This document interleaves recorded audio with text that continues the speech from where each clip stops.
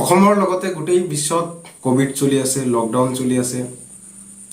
এই কোভিডে ক্ষুদ্ৰ ব্যৱসায়ীসকল আছে, ডাঙৰৰ পৰা আৰম্ভ কৰি সৰু সৰু ব্যৱসায়ীসকল, প্ৰাইভেট ব্যক্তিগত যিসকল চাকৰিয়াল ব্যক্তিগত যিবিলাক কাম কৰি আছে, চৰকাৰী ডিপাৰ্টমেণ্টত যিবিলাক ব্যক্তিয়ে কাম কৰি আছে, তেখেতসকলৰ বাহিৰে কিমান ক্ষতিগ্ৰস্তৰ সন্মুখীন হৈছে তাৰ ওপৰত বিশ্লেষণ কৰিব খুজিছোঁ। আৰু এই গুৰুত্বপূৰ্ণ টপিক আপোনালোক সকলোৱে অৱগত, এইটো সকলোৱে জানে যে কোভিডে আমাক অৰ্থনৈতিকভাৱে আমি জোৰলা অৱস্থা হৈ গৈছোঁ, অৰ্থনৈতিকভাৱে আমি খুবেই নিম্ন পৰ্যায়ত, আৰু বিশ্বৰ অৰ্থনৈতিকভাৱে চাবলৈ গ'লে ভাৰতবৰ্ষৰ স্থানটো বহু পিছত, ইতিমধ্যে পঞ্চম, ষষ্ঠম, সপ্তমত আহি গৈছে।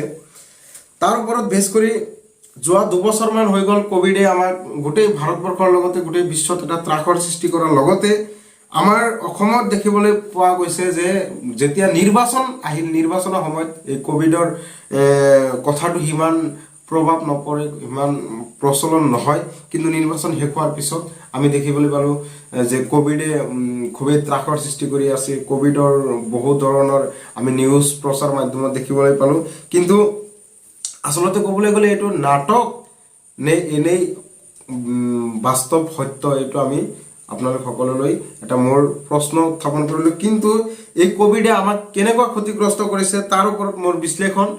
যোৱা দুবছৰমান ধৰি স্কুল কলেজ যিহেতু বন্ধ, আমি আপোনালোক সকলোৱে অৱগত, স্কুল কলেজত যিসকল ছাত্ৰ ছাত্ৰীসকল আছিল তেখেতসকলৰ ভৱিষ্যত, তেখেতসকলৰ ফিউচাৰ ধ্বংসত পৰিণত হৈছে, ডেষ্ট্ৰয় বুলি ক'ব খুজিছোঁ। কাৰণ তেখেতসকলৰ লিখা পঢ়াৰ প্ৰতি যি আগ্ৰহ, মনোগ্ৰাহী আছিল, সেই গোটেই মনোগ্ৰাহী আগ্ৰহ সেইবিলাক আজিৰ তাৰিখত দেখিবলৈ পোৱা নাযায়। সেইকাৰণে কোভিডে এই ছাত্ৰ ছাত্ৰীসকলৰ ভৱিষ্যত ধ্বংসৰ গৰাখলৈ পৰিণত কৰিছে। তাৰপিছত দেখিবলৈ গ'লে সাধাৰণ খাটি খোৱা মানুহবোৰ, যিবিলাক ক্ষুদ্ৰ ব্যৱসায়ী, যিবিলাক শ্ৰমিক শ্ৰেণীৰ মানুহ, যিবিলাক দুখীয়া মানুহ, সেইবিলাক দুখীয়া মানুহৰ অৱস্থা আজিৰ তাৰিখত খুবেই ক'বলৈ গ'লে একেবাৰে নিম্ন খাপৰ অৱস্থা হৈছে। তেখেতসকলৰ আত্মহত্যা নিচিনা কঠোৰ চৰম পথ বাছি ল'বলগীয়া হৈছে এই কোভিডৰ কাৰণে, এই লকডাউনৰ কাৰণে। এই লকডাউনে এনেকুৱা এটা পৰিস্থিতিৰ সৃষ্টি হৈছে, দুবেলা দুমুঠি খাবলৈ নোখোৱাৰ তাৰণাত, ভোকৰ তাৰণাত তেখেতসকলে মৃত্যু সাৱটি ল'বলগীয়া হৈছে। তাৰপিছত এটা দেখিবলৈ পাইছোঁ SOP, কোভিডৰ নামত যি SOP আহি আছে, ঘৰত বহি থাকিব লাগিব। আৰক্ষীসকলৰ যি আমি দেখিবলৈ পাইছোঁ, তেখেতসকলে যেনেকুৱা ধৰণৰ মানুহৰ মাজত এটা যি ব্যৱহাৰ কৰে, সেই ব্যৱহাৰত বহু অসন্তুষ্ট। আৰু ইতিমধ্যে আপোনালোক সকলোৱে অৱগত, বিশ্বনাথত যিটো পৰিৱেশ সৃষ্টি হৈছিল, এজন যুৱকৰ ওপৰত যি প্ৰহাৰ কৰিছিল, সেই যুৱকে অৱশেষত আত্মহত্যাৰ পথ বাছি লৈছিল। আৰু আৰক্ষীৰ কিছুমান গাফিলতিৰ কাৰণে, আৰক্ষীসকলৰ কঠোৰ পদক্ষেপৰ কাৰণে বহু ক্ষুদ্ৰ ব্যৱসায়ীৰ লগতে বহু যুৱক যুৱতীসকলৰ অৱস্থাটো খুবেই দুৰ্ভাগ্যজনক বুলি ক'ব খুজিছোঁ। মাধ্যমিকৰ ফলাফল, সেইবিলাক ফলাফল আমি দেখিবলৈ পাইছোঁ। নিৰ্বাচনৰ সময়ত বহু মানুহ ৰাজপথত দেখিবলৈ পোৱা যায়, জনবহুল এৰিয়াত সভা সমিতি কৰিবলৈ দেখিবলৈ পোৱা যায়। কিন্তু এই মেট্ৰিকৰ, হায়াৰ ছেকেণ্ডেৰী যিবিলাক ছাত্ৰ ছাত্ৰীসকলৰ পৰীক্ষা, সেই পৰীক্ষা বাতিল কৰাত এইটো এটা খৰতকীয়া সিদ্ধান্ত বুলি ক'ব খুজিছোঁ। তাৰপিছত ক'ব খুজিছোঁ বাছ তথা সৰু সৰু যাতায়াত যিবিলাক বন্ধ কৰিছিল, যিবিলাক বাছৰ কণ্ট্ৰাক্টৰ আছিল, যিবিলাক ড্ৰাইভাৰ আছিল, তেখেতসকলৰ অৱস্থা খুবেই দুৰ্ভাগ্যজনক আছিল। তেখেতসকলৰ অৱস্থা খুবেই নিচলা অৱস্থা হৈছিল। আৰু হিন্দীমেনসকলে বুকত তেখেতসকলক প্ৰতিবাদ কৰিব লগা হৈছিল। বুকৰ তাৰণাত প্লেনৰ যাতায়াত বন্ধ কৰাৰ পিছত সকলো প্লেনলৈ সকলো অহা যোৱা অব্যাহত হৈ পৰিছিল। আৰু এনেকুৱা পৰিৱেশৰ সৃষ্টি হৈছিল, যি পৰিৱেশত আচলতে দুখীয়া শ্ৰেণীৰ যিবিলাক মানুহ আছে, তেখেতসকলৰ অৱস্থা খুবেই দুৰ্ভাগ্যজনক। আৰু এনেকুৱা আচলতে হ'ব নালাগিছিল। এই কোভিডে এনেকুৱা এটা পৰিৱেশ আছিল। তাৰপিছত বিবাহ যিবিলাক 10জন মানুহৰ ওপৰত থাকিব নোৱাৰে, কিন্তু ৰাজনৈতিক যিটো সভা সমিতি হয়, সেইটো সেই সভা সমিতিত হাজাৰ হাজাৰ মানুহ দেখিবলৈ পাওঁ, কিন্তু বিবাহ সমিতিত 10জন মানুহৰ এটা SOP বাহিৰ কৰিছিল। কিন্তু ৰাজনৈতিক যিবিলাক সংগঠন, যিবিলাক মেল মিটিং, সেইবিলাকত বহু মানুহ হোৱাটো আচলতে খুবেই দুৰ্ভাগ্যজনক বুলি ক'ব খুজিছোঁ।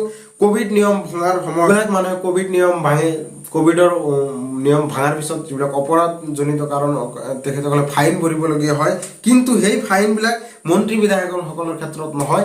এইটো এটা খুবেই আচলতে ক'ব খুজিছোঁ একনায়কত্ববাদ, যিটো ফেচিষ্ট শাসন বুলি কোৱা হয়, এই ফেচিষ্ট শাসন বুলি আজিৰ তাৰিখত ক'ব খুজিছোঁ। যিহেতু কোভিড নিয়ম ভাঙিলে ইয়াতে মন্ত্ৰী নহয়, ইয়াতে কোনো কৰ্মজীৱী নহয়, ইয়াতে সৰু নহয় ডাঙৰ নহয়, সকলোৱে যদি যিয়ে কোভিড নিয়ম ভাঙে তেখেতসকলৰ ওপৰত শাস্তি হ'ব লাগে। কিন্তু ইয়াতে মন্ত্ৰী বিধায়কসকলৰ উপৰিও যিবিলাক দুখীয়া খাটি খোৱা আছিল তেখেতসকলে কোভিড নিয়ম ভাঙিলে তেখেতসকলৰ ফাইন ভৰিবলগীয়া অৱস্থা পৰিণত হৈছিল। তাৰপিছত অসমীয়াৰ বিহু পাতিব নিদিয়ে। আমি দেখিবলৈ পাইছোঁ যি সময়ত কোভিড চলি আছিল সেই সময়ত অসমীয়াৰ বিহু পাতিব দিয়া হোৱা নাছিল, কিন্তু সেই বিহু পতা বন্ধ কৰি ৰাজকীয়ভাৱে যিবিলাক আশীৰ্বাদ যাত্ৰা কৰিছিল সেই আশীৰ্বাদ যাত্ৰা কৰিবলগীয়া হ'ল, কিন্তু আচলতে খুবেই দুৰ্ভাগ্যজনক। আচলতে মই ক'ব খুজিছোঁ যে আইন সকলোৰ বাবে সমান হ'ব লাগে, আইনক আমি সকলোৱে অগ্ৰাধিকাৰ দিব লাগে। ইয়াতে ধনী নহয়, ইয়াতে ডাঙৰ নহয়, দুখীয়া নহয়, ইয়াতে খাটি খোৱা শ্ৰমিকসকল নহয়, সকলোৱে মিলি এই আইনটো আমি যাতে সকলো ক্ষেত্ৰত সমানভাৱে প্ৰযোজ্য কৰা হয় তাৰে কামনা কৰিছোঁ। আপোনালোকে দুখীয়া যিসকল দৰিদ্ৰ শ্ৰেণীৰ মানুহ আছে তেখেতসকলৰ ওপৰত আইন জাপি দি বৰমূৰীয়াসকলে সেই আইনটো ভাঙিব, কিন্তু তেখেতসকলৰ অপৰাধ নহয়, দুখীয়াসকলৰ অপৰাধ হয়। এইটো এটা খুবেই দুৰ্ভাগ্যজনক। তাৰপিছত মই অন্তিমবাৰ ক'ব খুজিছোঁ যে যিসকল ছাত্ৰ ছাত্ৰীসকল আছে তেখেতসকলৰ যি শৈক্ষিক পৰিৱেশ, সেই শৈক্ষিক পৰিৱেশ বিনষ্ট হৈছে, তেখেতসকলৰ শৈক্ষিক পৰিৱেশ ঘূৰাই অনাটো খুবেই দৰকাৰী।